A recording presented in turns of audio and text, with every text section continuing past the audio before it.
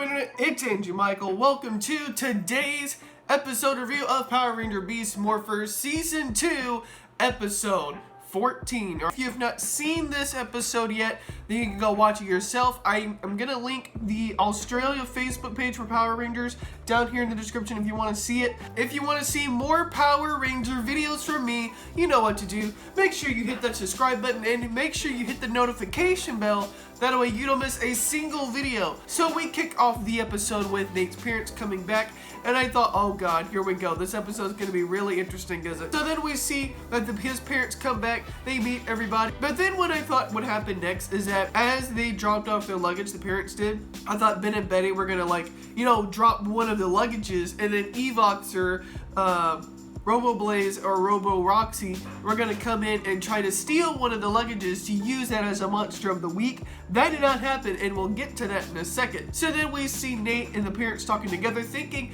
that instead of the parents leaving Nate, they thought maybe they could try to get Nate to come with them to Costa Rica. And Nate's like, oh yes, I really want to go within the Rangers. He tells the Rangers about this.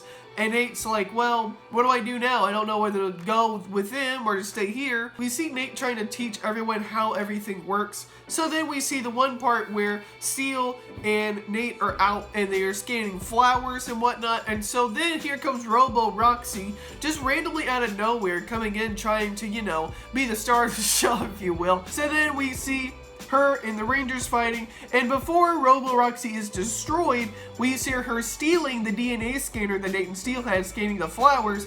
And then we see in the cyber dimension, Robo Roxy turned into this, I guess, flower hybrid version of Roxy, which I thought was pretty interesting how they went about using that. I thought maybe they were gonna make a weapon or make a Gigatron of the week. Instead, they incorporated that with Roxy. And what happens at the end of the episode with this, I think, is very interesting as well. So then we see, Zoe trying to, I guess, make a new scanner as well. But then something fries out, and so then we see Nate and Zoe have this little touching moment, being like, I'm gonna miss you too. So then we see the Rangers also going and getting a message saying that there's another Gigatron in the area, but Zoe accidentally shorts out the circuits for the transporters. And so we see the 4 Rangers minus Nate because he's going to the airport with his parents. And we see the Rangers fighting off Robo Roxy without morphing up and without their weapons temporarily. And then we see Nate somehow get the call, even though the weird thing about this was that I thought that the communicators were down, so I thought they weren't going to be able to communicate with Nate as well, but somehow they were able to hear each other. And so then Nate tells his parents, guys, I hate to do this, but I gotta run off. So Nate runs off, goes back to base, grabs the weapons, get Cruz to take him to the Rangers. They do that, and the Rangers get their weapons, they get the Morphers, and it's Morphin time. And we see the Rangers fighting off Robo Roxy. We also see Steel go and fight a Gigatron, which was the sword fight of the week, I guess. And so then we see them take out the Gigatron, they fight the monster of the week. But then Robo Roxy somehow manages to escape to the cyber dimension right on time. So I thought that was really clever how they did that, and how basically it's like, okay, now they have another scanner, so now they themselves in the cyber dimension can also be more powerful as well.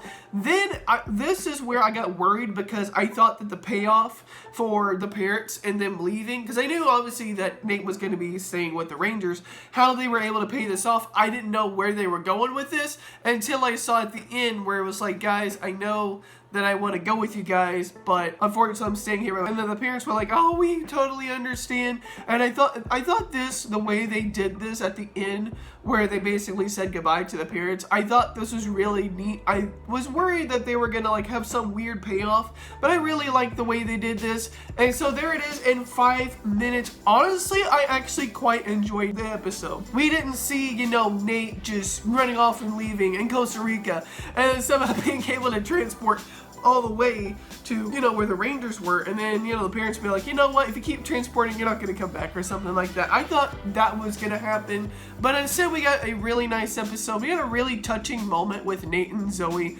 I'm glad that they kept that thing alive, and also now we have the dynamic of what the cyber dimension can do now with the DNA scanner. I'm interested now to see where that goes.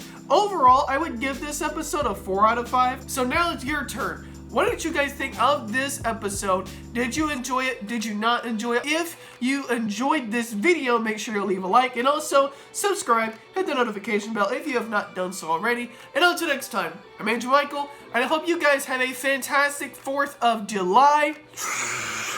America!